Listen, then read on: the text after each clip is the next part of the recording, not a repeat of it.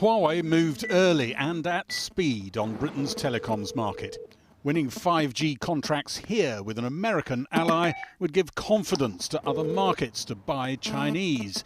Today, the government blew a hole in that strategy. We have concluded that it is necessary and indeed prudent to commit to a timetable for the removal of Huawei equipment from our 5G network by 2027. 5G is conceived for a super-connected and super-intelligent world. It's only 6 months since the government said it could live with Huawei operating 5G. What changed, the government said, was American sanctions against China. Huawei now can't use American semiconductors. The security services here say that means they can't be sure what tricks the technology may be playing on us.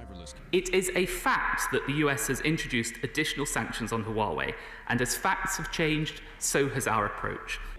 It's a world away from the Cameron-era wooing of China that Boris Johnson joined in as Mayor of London. Huawei suggests Britain's been caught up in Washington's attempt to stop China's technology advance.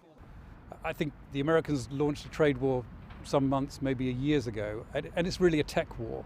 It's a battle for technical supremacy, and the UK government appears to be more aligned to the Americans, who have underinvested in mobile telephony for 2 or 3 generations of mobile now, and it's their task, I think, or their stated intent to trip up Huawei. It looks as if countries are being increasingly driven in the direction of making a binary choice between the USA and China.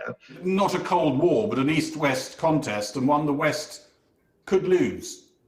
Yeah, well, certainly one that the West is not as well positioned to win as in the past.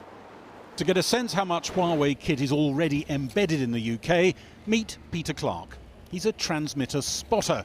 In his spare time, he's photographed and logged around 12,000 transmitters around the country.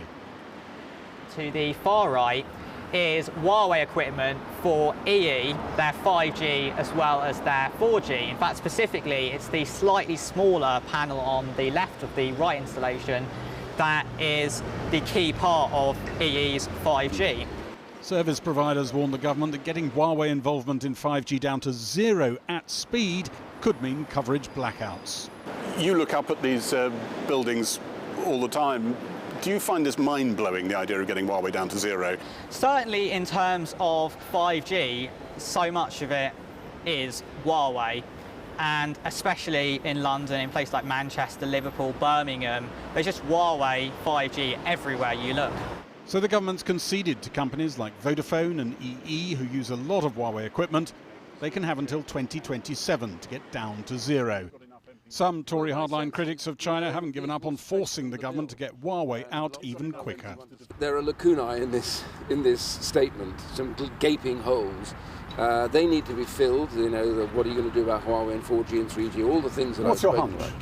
They will move? They will move because I think there will be amendments on this. And you've got enough MPs to defeat well, them? Well, my sense is, you know, these will strengthen the bill. And lots You've got of enough colleagues MPs want to to defeat strengthen the bill, I believe so. We're putting in high technology across the country, gigabit broadband, 5G, 6G technology. It means promises on 5G rollout are pushed back maybe 2 to 3 years. And on a day of dark economic news, analysts say the government's own figures suggest £6 to £8 billion could be lost in productivity. China's warned of consequences as well, but today didn't spell them out. Gary Gibbon reporting. Well, earlier I spoke to the chair of the Foreign Affairs Committee, Tom Tugendhat, and Steve Tsang, director of the China Institute at the School of Oriental and African Studies in London. China had warned, as we just heard from Gary, of serious consequences if the UK pulled out of Huawei. I asked Mr. Tsang how seriously the government should take that threat. I think we should take that threat very seriously. The Chinese government does not make empty threats generally. So there will be consequences for the UK. It's also very clear that the government has decided to do it in a very carefully calibrated way in order to minimize the retaliation that the Chinese government is likely to make. And how the Chinese government will do that will be very revealing in terms of the relationship it has with Huawei. And what kind of consequences can the British government expect? I think, first of all, there is a risk that Huawei may be asked to reduce its support of the existing infrastructure that British companies are using of Huawei equipment in place. If that happens, it will show that Huawei really is not just a normal private company. It could also be a matter of Huawei's research institutes in the UK being pulled from the UK. It could be that British companies or individuals in China being targeted. The Chinese government has shown quite a lot of imaginations in terms of how they would retaliate when Huawei is being besieged. Tom Tugendhat, are you happy to live with those consequences? What's really important here is that all of these potentials demonstrate very clearly why it would be wrong to deepen our dependence on a state that makes such threats. But on the other hand, you could say, you know, we're about to turn or some of our backs at least, on our closest trading partner. We have an increasingly protectionist America under Donald Trump, who may get re-elected in November. And then there's China. And the whole point of Brexit is that we could sally forth in the world and make lots of money with new trading partners. Where are we going to make our money if we're not going to have relations with the Chinese either? Well, look, I very much hope that we will have a very close trading relationship with the European Union. As you know, my position on that, Matt, hasn't particularly changed. I still think we need to have a deep and special relationship with our partners across the Channel. But look, you know, China does fill an important part in the global economy. And, you know, we do need to have a relationship with the Chinese people and with Chinese enterprise. But that's not the same as being dependent, because a highly linked Chinese company, very, very linked to the Chinese Communist Party, has a control of our critical national infrastructure. That is a different relationship. Steve Tsang, the Chinese government is very upset with us for a number of reasons. There's the Huawei decision. Then, of course, there's the offer, you know, of perhaps eventual citizenship to 3 million people in Hong Kong. And also, they're much more assertive in their language. Do you think the Chinese government is going to steer a kind of nuanced middle path on this, or are they now set on confrontation with Britain? I don't think they are set on confrontation. I think the way how the Chinese ambassador put it is a very clear one. The Chinese government wants to have good, friendly relationship with the UK, but they want it on their terms. As long as we accept Chinese terms and do what they say, they are very happy for us to benefit from the economic relationships. The question is, are we prepared to do it on those terms? Well, clearly we're not prepared to do it on those terms, are we, Tom Tugendhat? Well, no, absolutely we're not, because those terms mean that the UK loses its ability to act as an independent nation and would effectively be accepting dominance from Beijing. And I see no point in taking back control from Brussels, only to hand it over to Beijing. Steve Tsang, is there not an argument for saying that the Chinese have overplayed their hand under Xi Jinping? They've upset India, they've upset Canada, they've upset Australia, they've upset Britain, they've upset America. That's quite a powerful array of people to upset, isn't it? Well, it is.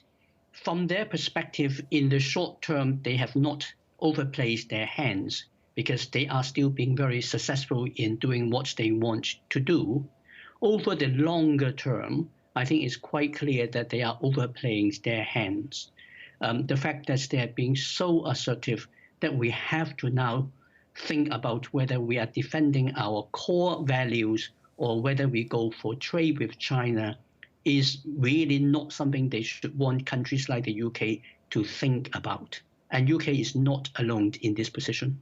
Tom Tugendhat, are we kind of reaping the consequences of having mistakenly always assumed that China, as it gets richer, would become sort of part of our international community of values, and they just haven't?